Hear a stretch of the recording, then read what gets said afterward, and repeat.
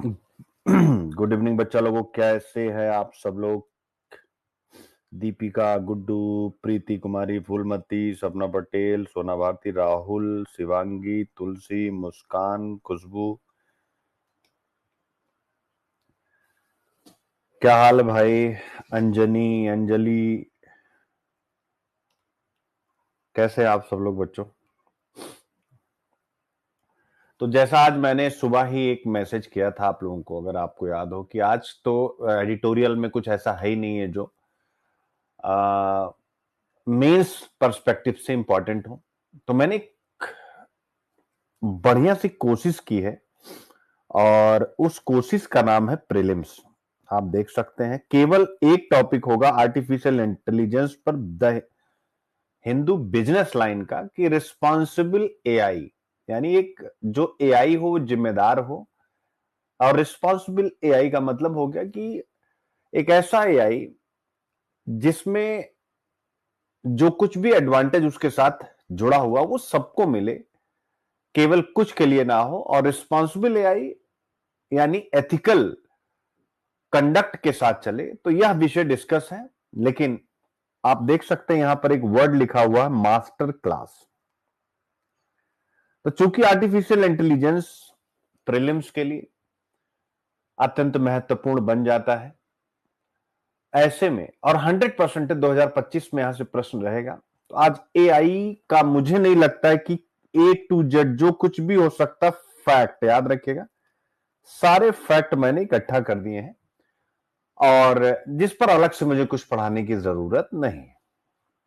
अब उसके पश्चात मेंस का भी, यानी जैसे जीएस पेपर 1 आईक्यू आईपी अगर हम करें तो इसको मैंने कनेक्ट किया है सोसाइटी के साथ, और इनफैक्ट हर चीज के साथ कनेक्ट है। एग्री, अगर आप ज्योग्राफी में देखेंगे तो अब आर्टिफिशियल इंटेलिजेंस चाहे वो जियो फिजिकल फेनोमिना यानी महत्वपूर्ण भू भौतिकी घटनाएं, चक्रवात, भूकंप, इस प्रकार की चीजें हैं, उन सब को एसेस करने में भी अब ये बेहतर ढंग से हमारे सामने आ रहा है। तो कहने का मतलब है कि GS paper 1, GS paper 2, governance से लेकर के इंडियन पॉलिटी, कहीं पर भी आप इसको लगाइए, एआई की गवर्नेंस में क्या भूमिका है। जीएस पेपर 3, इकोनॉमी, पर्यावरण संरक्षण, इंटरनल सिक्योरिटी, डिजास्टर मैनेजमेंट, ये सब में आएगा। एथिक्स, रिस्पॉन्सिबल एआई यानी जवाबदेह एआई, तो ये एथिक्स का भी विषय हो गया। और ऐसे तो टेक्नोलॉजी पर कोई भी प्रश्न आए तो आप इसको यूज करेंगे। तो ये टॉपिक बहुत ज्यादा विस्तार से दिया गया है। उम्मीद करता हूं कि एआई से रिलेटेड सारी आपकी क्वेरीज आज यहां समाप्त होंगी। और हम लोग एआई पर रेगुलर पढ़ते आए हैं तो इसमें बहुत ज्यादा कुछ आपको अलग से पढ़ाने की जरूरत नहीं। उसके बाद प्रीलिम्स देख सकते हैं, हैबिचुअल अफेंडर्स लॉ के बारे में, आदतन अपराधी कानून के बारे में हम पढ़ेंगे। फिर इसके बाद आज से आपको पता है स्प्रिंग इक्विनॉक्स स्टार्ट है।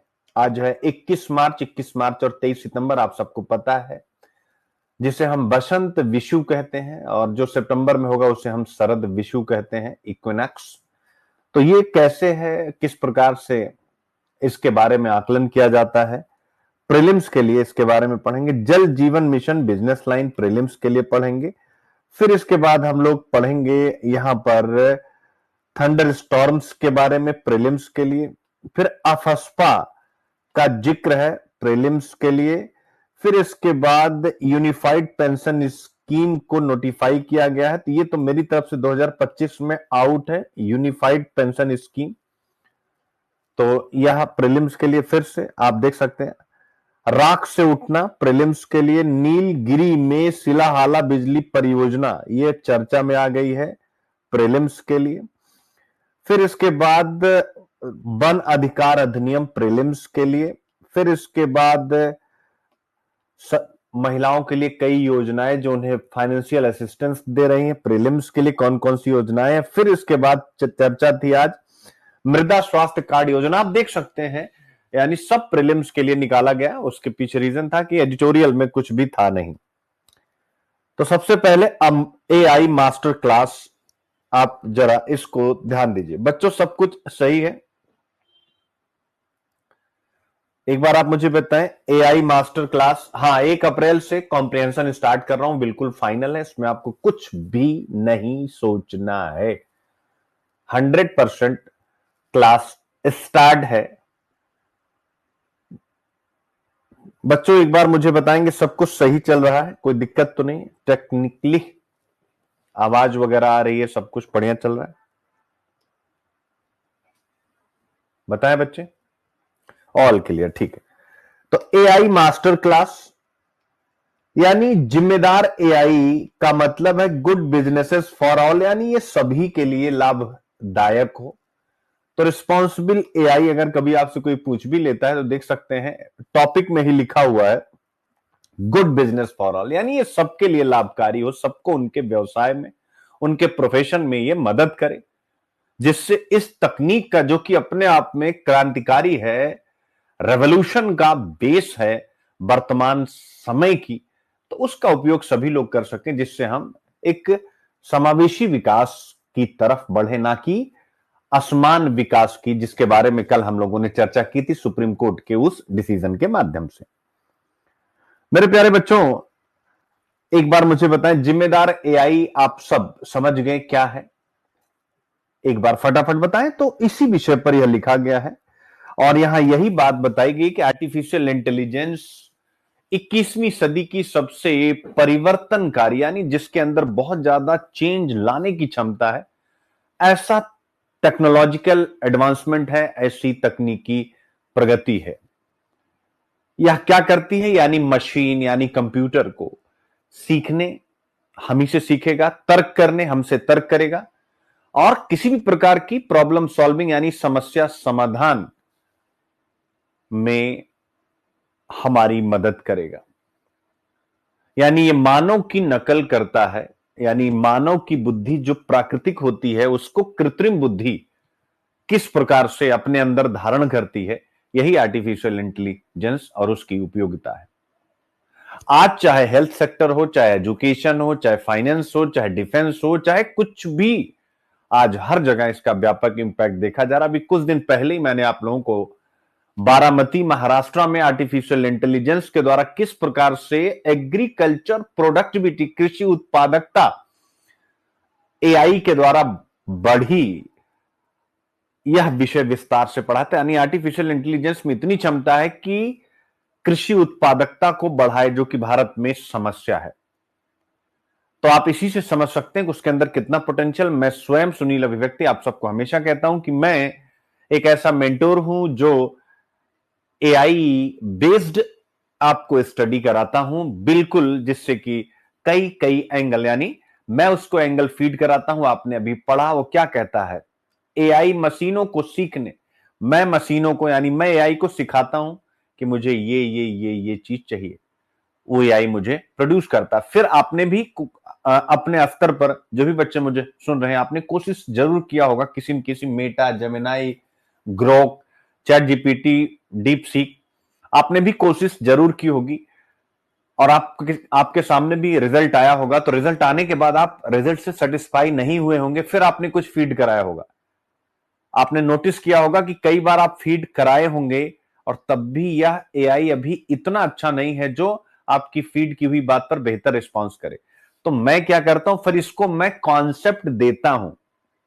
क्या मेरी इस बात से आप सब सहमत हैं? एआई आप सब ने यूज किया होगा, बट आप जब उसको फीड कराते होंगे तो आप बहुत सेटिस्फाई नहीं हो पाते हैं कि यार ये जो बात कह रहा है मजा नहीं आया। क्या इस बात से आप सब एग्री करते हैं? तो यहीं पर फिर से स्किल आ जाता है, जिस पर 2019 में आपसे यूपीएससी ने प्रश्न पूछा था, कृत्रिम बुद्धिमत्ता, आर्टिफिशियल इंटेलिजेंस, यह बेरोजगारी बढ़ाएगा या री स्किल अप स्किल के द्वारा रोजगार बढ़ाएगा? तो इसमें जो अच्छे स्किल वाले हैं वो इसका एडवांटेज लेते हैं। जैसे आप सब मुझसे जब कंटेंट पूछते हैं तो मैं क्या करता हूं, इसको इतना मैं सिखाता हूं कि मुझे ये चाहिए, ये चाहिए, ये चाहिए, और इस एंगल से चाहिए, जीएस 3 के लिए ऐसा वैसा, जो पूरा कॉन्सेप्ट मेरे दिमाग में पिछले 20 वर्षों का मेरी तैयारी और 12 वर्षों से जो अध्यापन का कार्य कर रहा हूं, यानी as a teacher, as a UPSC mentor, फिर वो मैं डालता हूं। तो ये एक बहुत बड़ी चीज है, इसलिए मैंने इतना एग्जाम्पल आप लोगों को बताया कि आर्टिफिशियल इंटेलिजेंस बहुत बड़ी चीज है, इससे आप इनकार नहीं कर सकते। तो अब हम आज इसी विषय पर विस्तार से चर्चा करेंगे। मेंस के लिए भी GS paper 3 science and technology आप सबको अच्छे से पता है।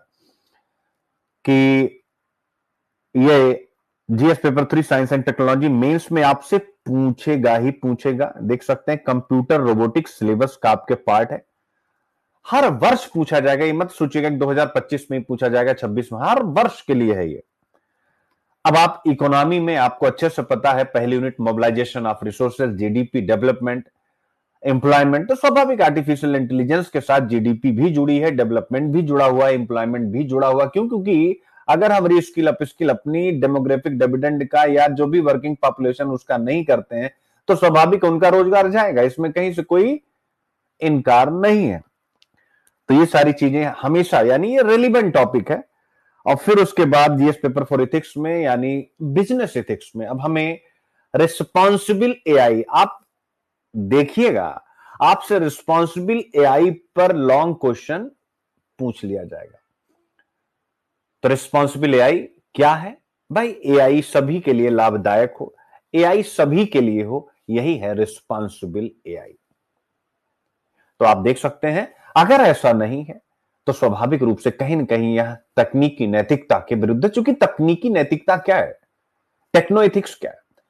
टेक्नो एथिक्स यानी कि भाई जो टेक्नोलॉजी है, टेक्नोलॉजी क्या मीन्स है, साधन है, साध्य क्या? Human welfare. और ह्यूमन वेलफेयर में किसी एक कंट्री का, किसी एक रीजन का ह्यूमन नहीं, जितनी भी इथिक्स की महान हस्तियां हैं उन सब के, चाहे वो आप ग्रीक फिलॉसफी से, एथिकल फिलॉसफी से अगर आप स्टार्ट करते हैं, सोफिस्ट थिंकर्स, सोक्रेटिस, उसके बाद उनके शिष्य प्लेटो, फिर अरिस्टोटिल, फिर उसके बाद जो पूरी यात्रा मॉडर्न फिलोसफर्स की है वेस्टर्न में, इमैनुअल कांट, जितने भी हैं, हर्बर्ट स्पेंसर, व्हाटएवर, हीगेल, सबके प्रिंसिपल अलग अलग है, यानी सबके सिद्धांत अलग है, लेकिन सभी सिद्धांतों का एक टारगेट है और वो टारगेट ह्यूमन वेलफेयर। इसलिए कहा जाता है इथिक्स में कि मीन्स और एंड्स, तो साधन अलग हो सकते हैं लेकिन साध एक ही है।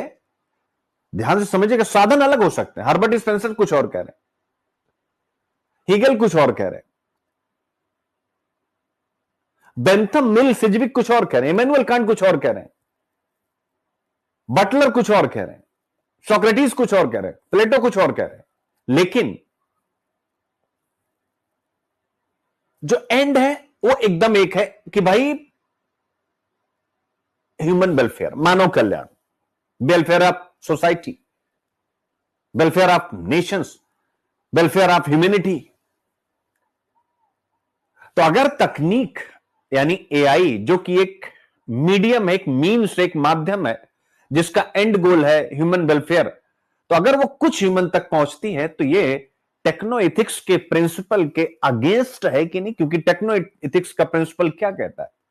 टेक्नो एथिक्स, तकनीकी नैतिकता का सिद्धांत ये कहता है कि तकनीक का लाभ सभी को मिलना चाहिए, और ऐसे में अगर एआई का लाभ सभी को नहीं मिल रहा है तो यह कृत्रिम बुद्धिमत्ता के विकास के साथ एक नैतिक प्रश्न या नैतिक कंसर्न, नैतिक चिंता जुड़ जाती है।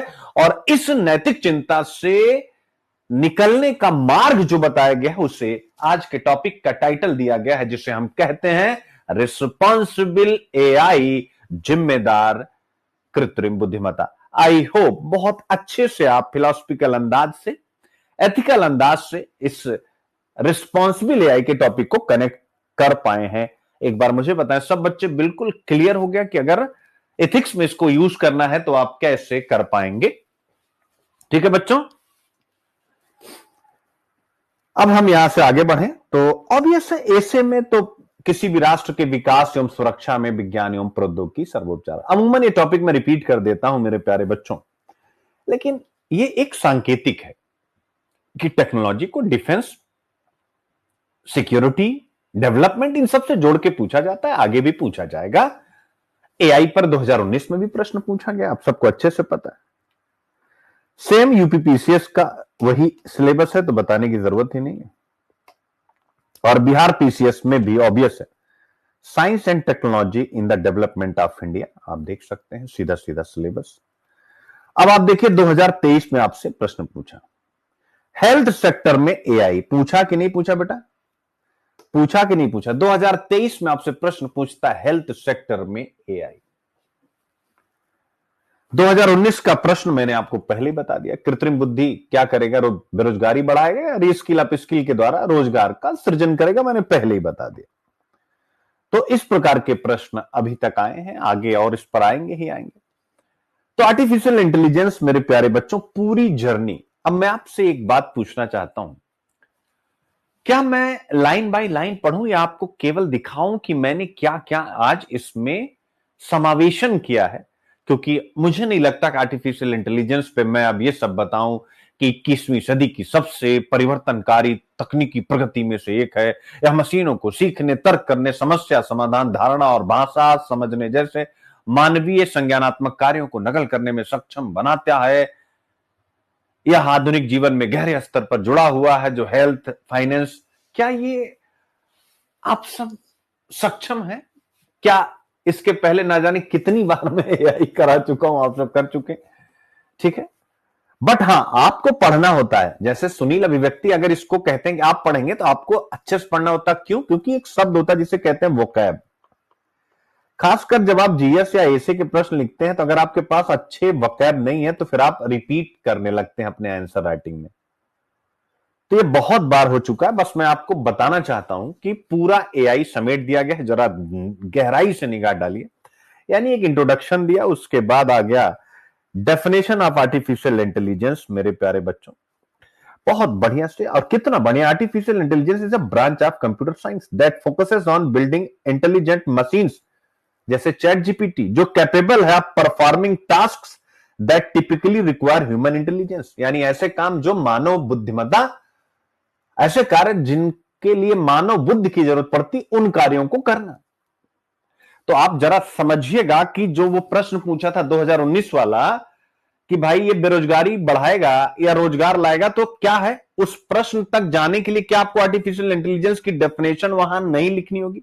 आप लिखेंगे कि अगर हमें इस विषय पर एक निश्चित निष्कर्ष तक पहुंचना है कि आर्टिफिशियल इंटेलिजेंस बेरोजगारी बढ़ाएगा या रीस्किल अपस्किल के द्वारा रोजगार लाएगा, तो हमें सबसे पहले ध्यान केंद्रित करना पड़ेगा कृत्रिम बुद्धिमत्ता की परिभाषा पर। आइए देखिए कृत्रिम बुद्धिमत्ता की परिभाषा क्या है।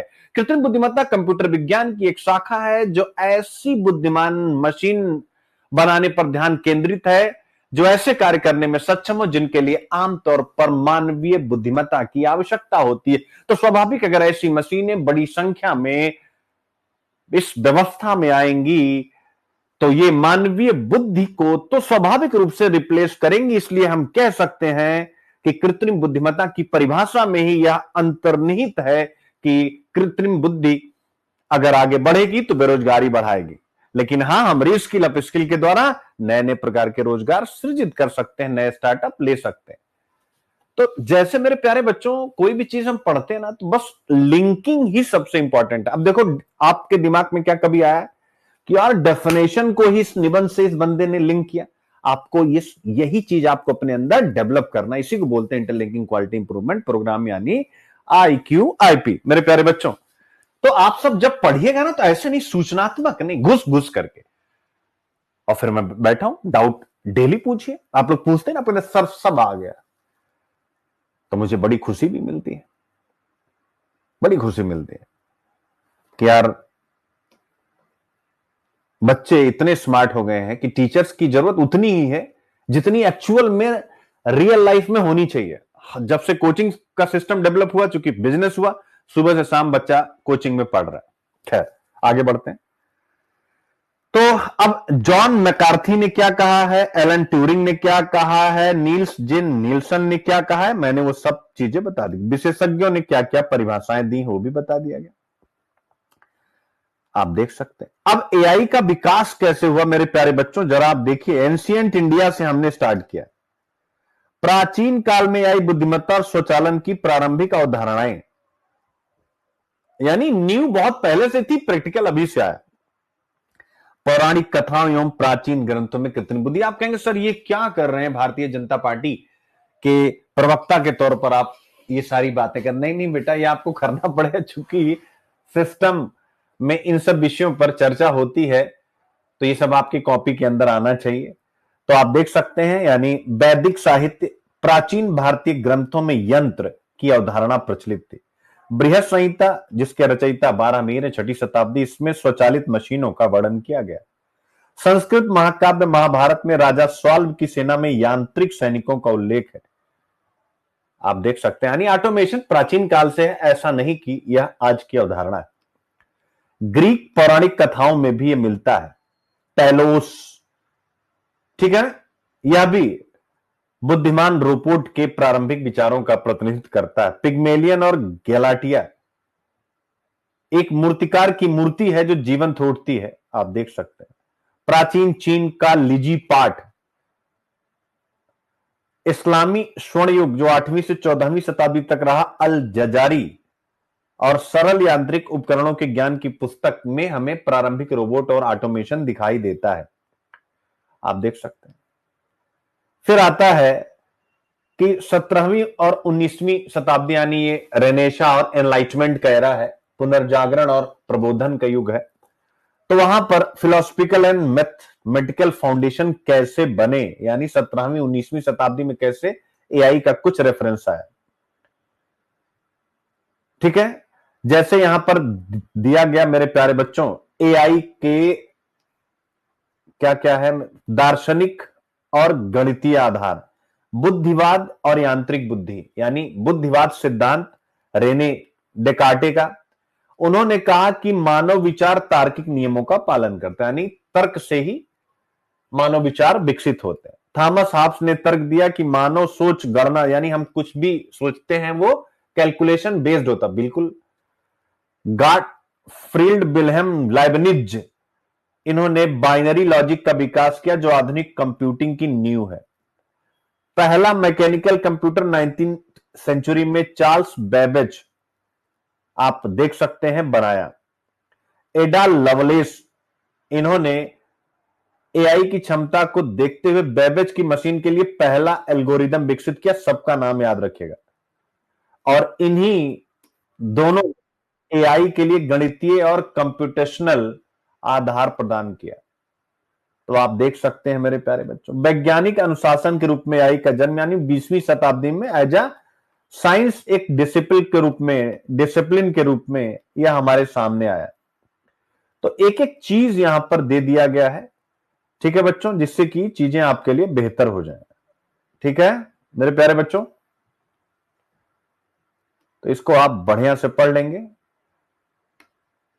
एआई के सैद्धांतिक आधार, ठीक है, आप इसको पढ़ते चले जाएंगे। केवल प्रीलिम्स के लिए पढ़िएगा, मैं फिर आपसे कह रहा हूं, केवल प्रीलिम्स के लिए और कुछ भी नहीं। यानी किसका क्या, एलन ट्यूरिंग का योगदान, सैद्धांतिक एआई का जन्म इन्होंने किया, सबका नाम, ठीक है।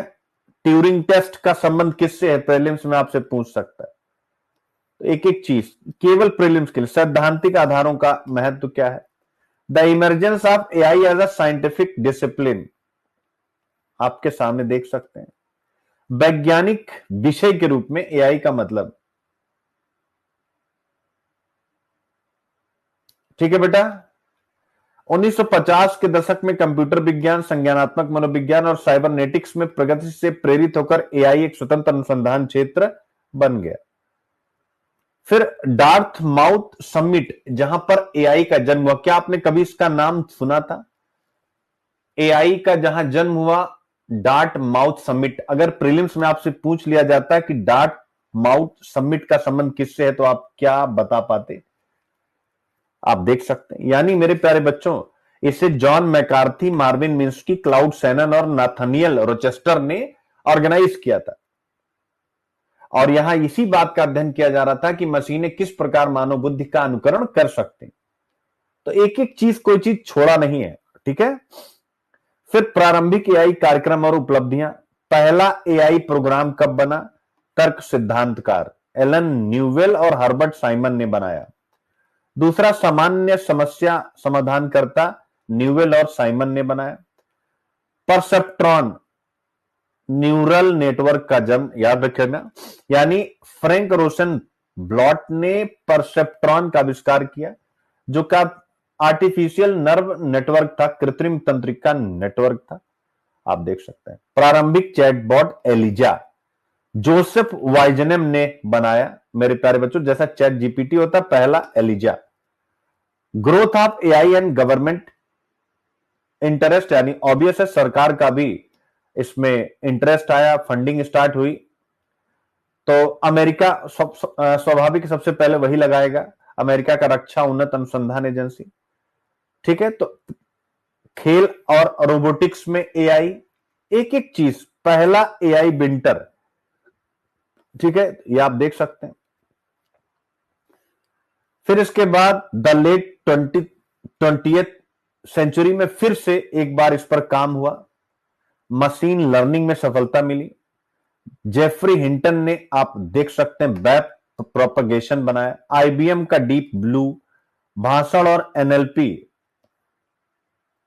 तो ये सारा फैक्ट आपको देखना है। 20वीं सदी के एआई विकास की विरासत क्या क्या मिला। 21वीं सदी यानी वर्तमान में आर्टिफिशियल इंटेलिजेंस का विकास, एक एक डेटा दे दिया है मैंने आपको, कैसे कैसे विकास हुआ है। ओनली फॉर प्रीलिम्स, और जिसको आपको पढ़ना है, मेरा काम है फैसिलिटी प्रोवाइडर और आपके डाउट को सॉल्व कर देना। ठीक है बच्चे, तो एक एक चीज, गेमिंग में एआई, आईबीएम का डीप ब्लू और वाटसन, यानी कौन कौन से, ठीक है, आप देख सकते हैं एक एक चीज डिटेल में।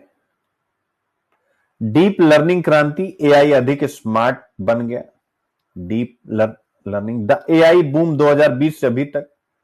The rise of generative AI, कितनी बार पढ़ा चुका हूं, एंड एडवांस ऑटोमेशन, आप देख सकते हैं। ठीक है, जनरेटिव एआई का पूरा chat GPT and so on सब आपको पता ही पता है।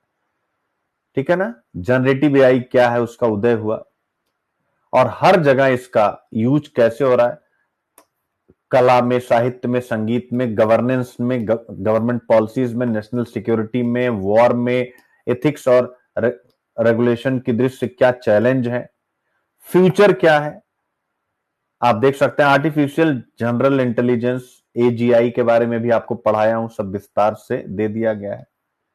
तो ये विस्तार से, कृत्रिम बुद्धिमत्ता कितने प्रकार की होती है, types of AI, types of AI based on capability, यानी क्षमता के आधार पर और कार्य के आधार पर, दो आधारों पर एआई का बंटवारा किया गया।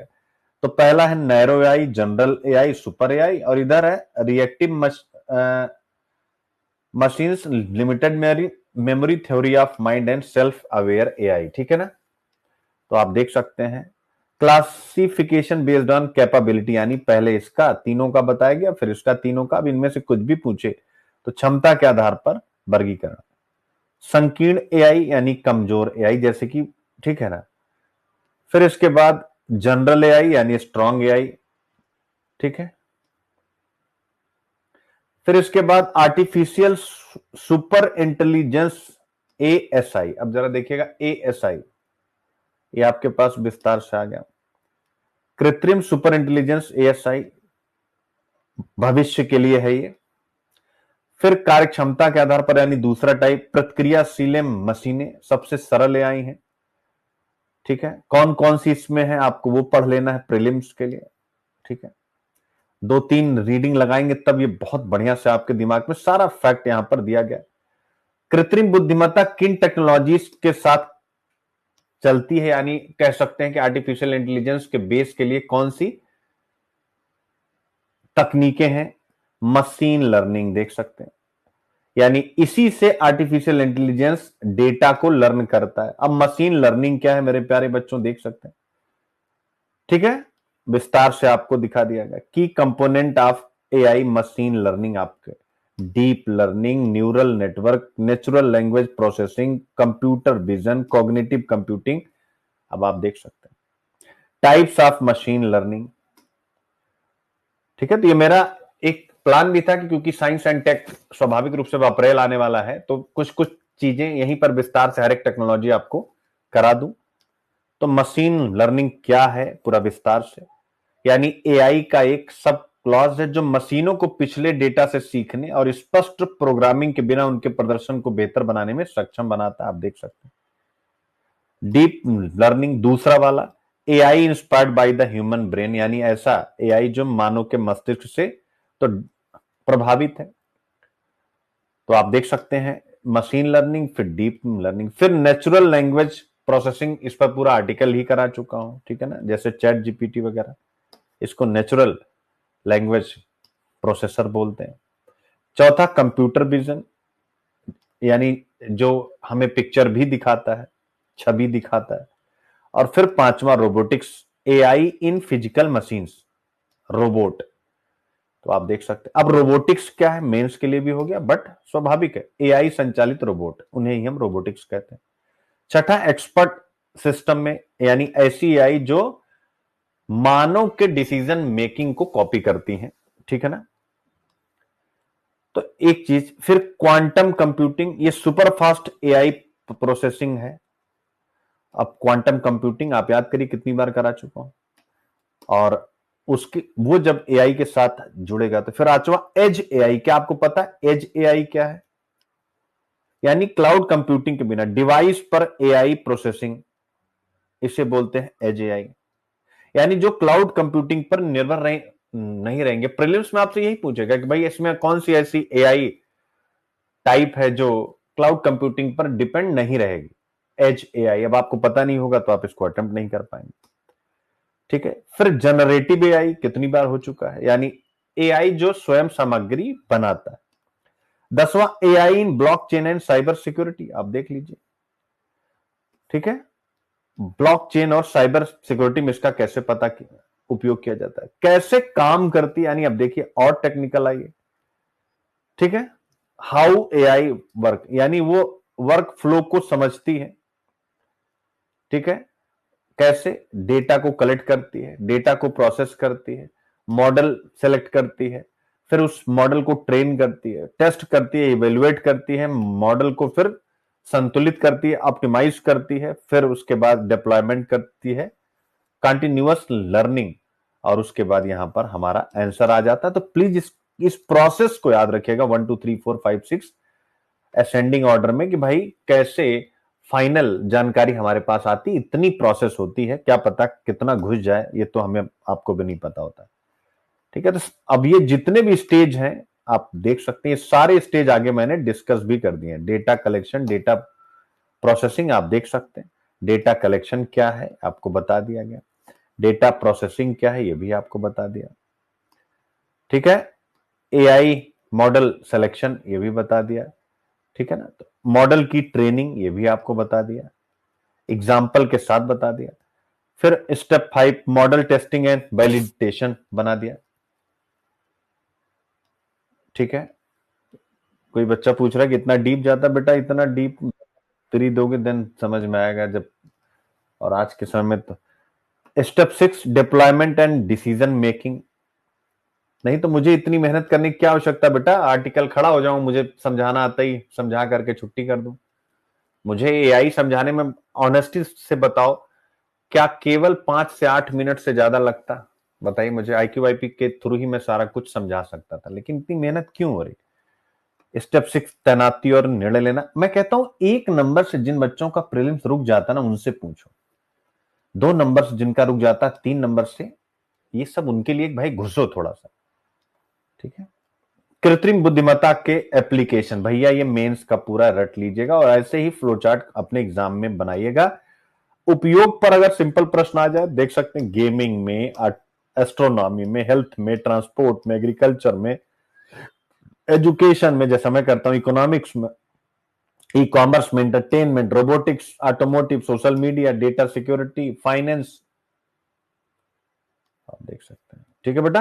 तो एक एक चीज आपको बता दिया। अब देख सकते हैं मेंस आपका जो मैंने स्टार्टिंग में लिखवाया, AI in governance and public service. लीजिए भाई, शासन और सार्वजनिक सेवाओं में एआई, ये मैंने ऐसा बनाया है कि मेंस के लिए भी आपको यहीं पर सब कुछ मिल गया।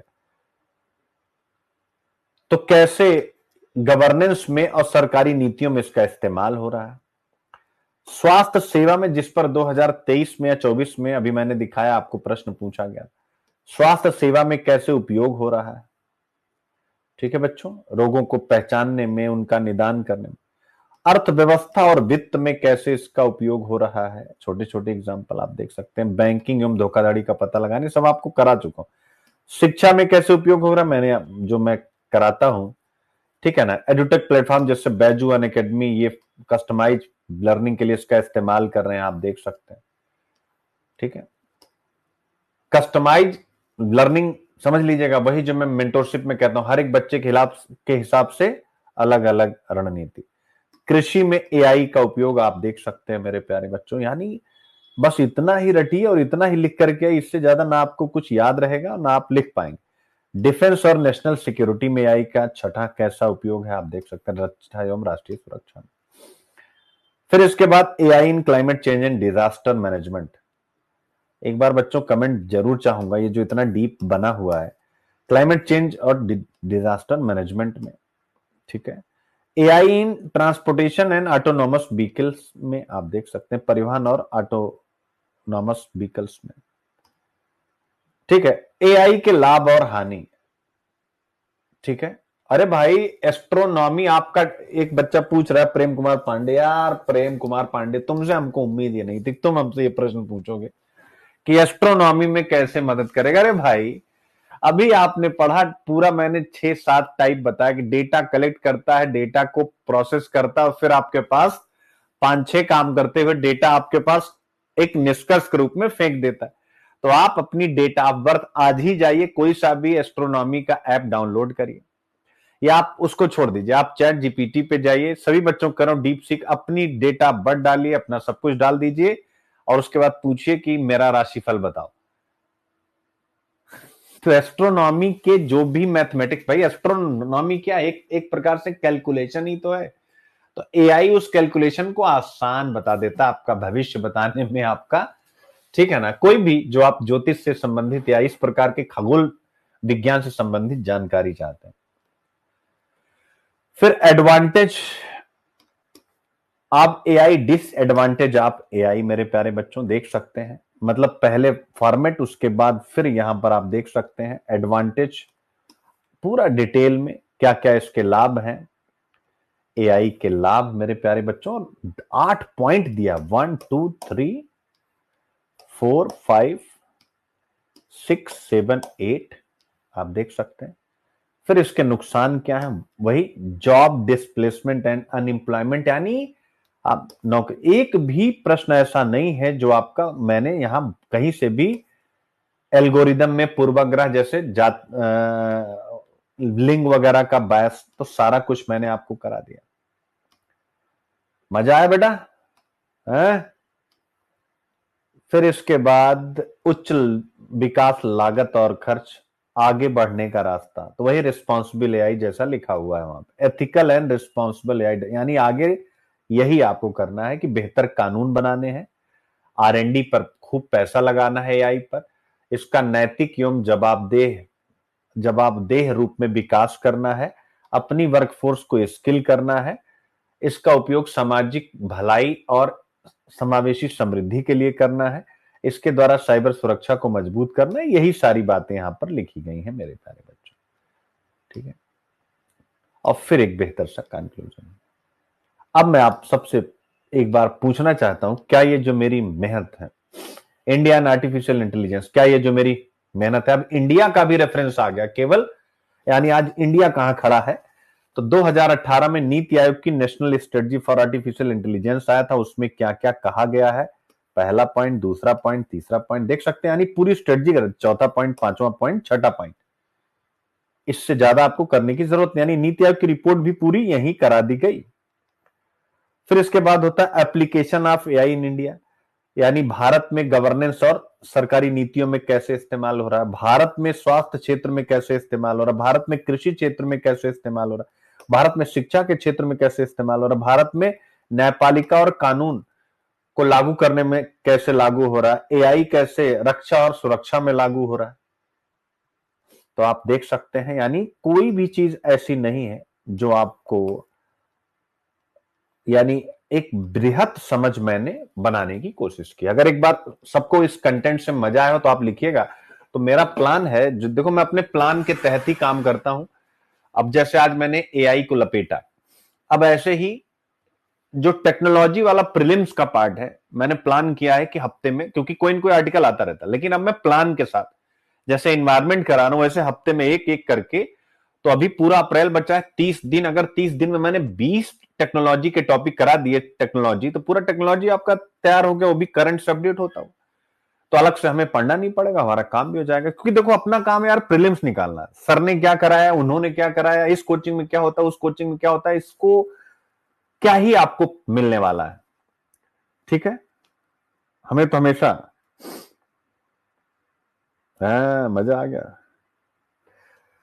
बाकी Sunil Abhivyakti, personal mentorship programme for UPSC and also state PCS. आपका कोई सा भी स्टेट पीसीएस हो, अगर आप मेंस दे रहे हैं तो आप मेरे साथ जरूर कनेक्ट करेंगे। 100% पर्सनलाइज मेंटोरशिप है। कोई भी ऑप्शनल हो आपका, इतिहास, भूगोल, समाजशास्त्र, हिंदी साहित्य, कुछ भी माध्यम कोई भी हो, बैकग्राउंड आपका कुछ भी हो, कस्टमाइज स्टडी प्लान सब बच्चों को दूंगा, सबके हिसाब से, आपकी कैटेगरी के हिसाब से, आपके अटेम्प्ट के हिसाब से, आपकी एज के हिसाब से। क्योंकि हम कहीं भी क्लास लेते हैं तो एक ही वन साइज फिट्स ऑल, इसी बेसिस पर लेक्चर चलते हैं, लेकिन मुझे पता उससे आपका होने वाला नहीं। अब किसी का 29 उम्र हो गई तो उसके लिए अलग प्लान होगा, किसी के अभी 18 साल उसके लिए अलग प्लान होगा, किसी के लिए 20 है उसके लिए अलग प्लान होगा। तो कस्टमाइज स्टडी प्लान इसकी सबसे बड़ी खूबी है। तो जिनको भी लेना हो वो जरूर इसको कंसीडर करेंगे। और फिर वही ये नंबर है जिस पर आप कनेक्ट कर सकते हैं। और समस्या वही कि 1000 बच्चे, उन्हीं के साथ आपकी फाइट है जो सेलेक्ट हो चुके हैं, यानी 1000 सीट आएगी, ये सिलेक्टेड बच्चे ही हैं जो री अटेम्प्ट करते हैं अपनी रैंकिंग बढ़ाने के लिए। तो इसलिए मैं मेंटरशिप को बहुत ज्यादा मैटर कराता हूं। बाकी अगर कोई बच्चा केवल ऐसे पढ़ना चाहता है, हमारे प्लेटफॉर्म पर अवेलेबल है, चाहे बिहार का हो, यूपी का हो, या यूपीएससी या किसी अन्य स्टेट का जीएस फाउंडेशन अगर कंप्लीट करना चाहते हैं तो वो हमारे पास अवेलेबल है। ऑप्शनल हिंदी, लिटरेचर और हिस्ट्री मैं विस्तार से पढ़ाता हूं, वो भी अवेलेबल है। बाकी मैं बहुत से ऑप्शनल पीएसआईआर, सोशियोलॉजी, ज्योग्राफी और एग्रीकल्चर, इनकी मेंटरशिप दे रहा हूं। लैंग्वेज बार नहीं है, यानी कोई बाधा नहीं आपकी, आपका मीडियम कुछ भी हो तो। और जो ये द हिंदू का लेक्चर पूरा बच्चे देखना चाहते हैं वो भी ले सकते हैं। ये हमारा अभिव्यक्ति लर्निंग ऐप आपको डाउनलोड करना, ये फोन नंबर है जिस पर आपको कॉल करनी है। तो रुपेश ठाकुर की बात से आगे बढ़ा जाए। जी सर, मजा आ गया इस कंटेंट से। ठीक है, बाकी यूपी पीसीएस 2025 की जो तैयारी करना चाहते हैं, प्री और मेंस बिल्कुल अलग हम लोग शुरू करने जा रहे हैं, तो आप लोग इसका भी हिस्सा बन सकते हैं उन्हीं नंबर्स पर कॉल करके। अब आता है प्रीलिम्स तड़का 2025 एनवायरमेंट डे 7 बॉर्न कन्वेंशन। ये भी आप लोगों को मजा आ रहा होगा कि कम से कम डेली कोई ना कोई मुख्यालय, अरे सॉरी, कोई न कोई ऑर्गेनाइजेशन, तो बॉर्न कन्वेंशन विस्तार से करा दिया गया, इसको पढ़ लीजिएगा। कल वाले में कोई डाउट था किसी बच्चे को? अब बेटा ये सब क्या इक्विनॉक्स वगैरह बताने की जरूरत है? 21 मार्च, 23 सितंबर और रात की अवधि बराबर होती, क्या ये सब बताने की जरूरत है? तो बेटा ये सब प्रीलिम्स का आप देख सकते हैं। ठीक है, क्लियर है बेटे? तो अब आप देख सकते हैं इक्विनॉक्स के ऊपर प्रीलिम्स का, बसंत विषु के संदर्भ में प्रीलिम्स का क्वेश्चन बना दिया गया, आप इसकी प्रैक्टिस कर लेंगे। इक्विनॉक्स पर आप देख सकते हैं संक्रांति और विषु के संदर्भ में निम्नलिखित कथनों पर विचार करें, एक्सप्लेनेशन।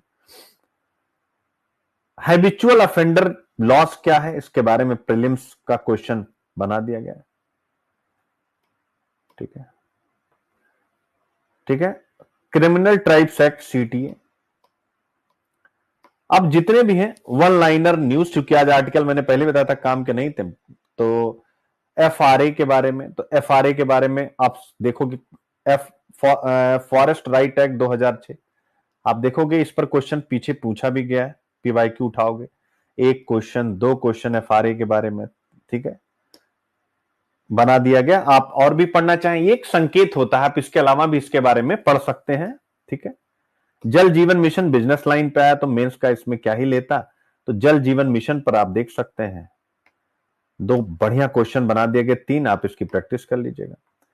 फिर इसके बाद आता है थंडर स्टॉर्म, ये भी चर्चा में था, तो हीट वेव के बारे में काफी चर्चा है, तो उस पर भी प्रश्न बना दिया गया। अफस्पा चर्चा में था, यानी सेना कह रही कि मणिपुर में थोड़ा और एरिया में अफस्पा लागू हो, तो अफस्पा चर्चा में है, तो armed forces special power act, उसके बारे में भी प्रीलिम्स के लिए क्वेश्चन बना दिया गया। फिर इसके बाद यूनिफाइड पेंशन स्कीम मेरे प्यारे बच्चों, सीधा यानी इस पर भी क्वेश्चन बना दिया गया। राइजिंग फ्रॉम द एसेस, राख से उठना।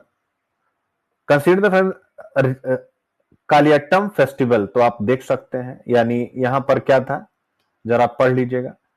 कलियट्टम त्योहार पर, क्योंकि उसी की चर्चा थी, तो कलियट्टम त्योहार क्या है, कहां मनाया जाता है, यहां पर और क्या क्या किया जाता है कलियट्टम त्योहार, ये भी आपको बता देगा। TNPCB cancel hearing on Sillahalla बिजली परियोजना, तो अब सिलाहाला आप देख सकते हैं, Sillahalla pumped storage hydro electric project जो नीलगिरी में है, आप देख सकते हैं, इस पर भी प्रीलिम्स का क्वेश्चन बना दिया गया। ठीक है, कोई चीज नहीं आपको समझ में आएगी, कल आप पूछेगा।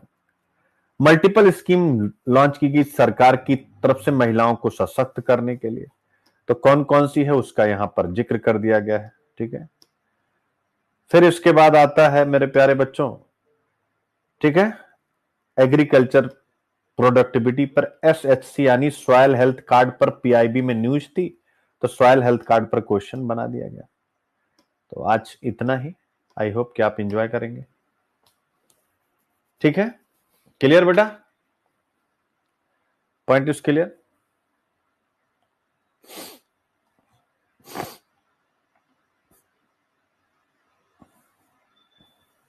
क्लियर,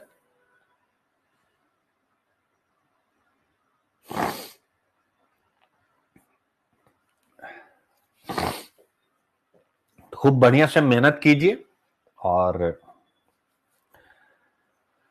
ये कोई पूछ रहा है, Palak Gupta sir foreign currency swap बता दीजिए। बेटा जैसे एक देश ये है, एक देश ये है, यानी ए और बी दो कंट्रियां हैं, इनके बीच अगर कोई फाइनेंशियल एग्रीमेंट हो जाता है तो उसे ही हम करेंसी स्वैप कहते हैं। ठीक है, यानी एक ही समय में दो अलग अलग मुद्राओं का आदान प्रदान इसमें शामिल होता है।